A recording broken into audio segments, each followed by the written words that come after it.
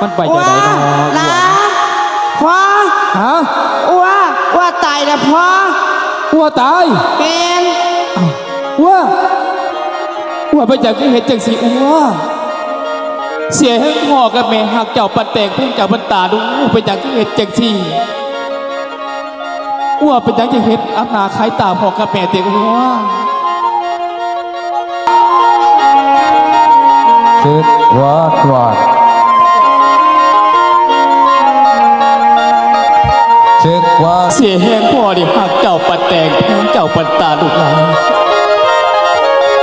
ซีดี ปวดสุดท้าย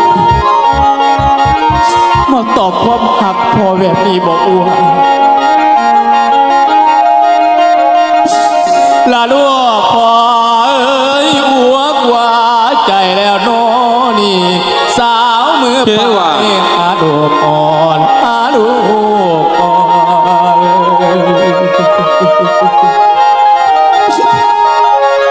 ลาแพ้แพ้ขึ้นมาสาดูก่อนขึ้นมาสาดูหน่อยอีต้นแก้วอีพอย